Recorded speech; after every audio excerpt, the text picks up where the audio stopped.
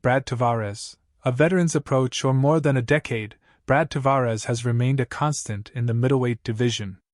He entered the UFC in 2010 after competing on Chuck Liddell's team on The Ultimate Fighter, and since then, he has been in the Octagon with some of the best to ever do it. Tavares has yet to win a title, but his competition stands out, having fought current champion Dricus Du Plessis, Israel Adesanya, Robert Whittaker, Yoel Romero, and Chris Weidman.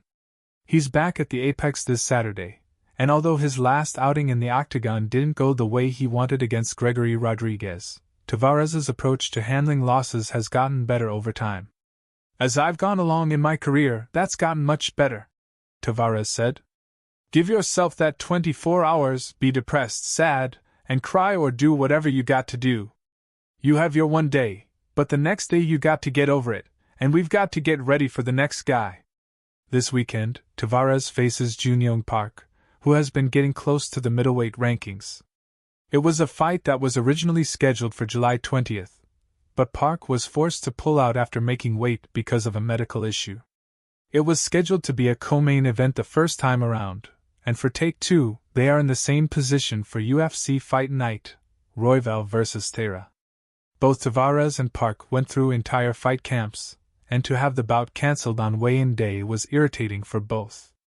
Fight camps demand a lot of effort, and after going through one, Tavares wanted to make sure he recovered. "I took a little break right after we were scheduled to fight," Tavares said. "And I made sure that I gave my body some time to rest and recover and get ready to start again.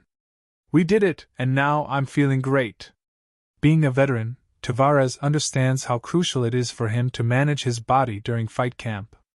"Honestly, the main thing was making sure I don't overdo it," Tavares said.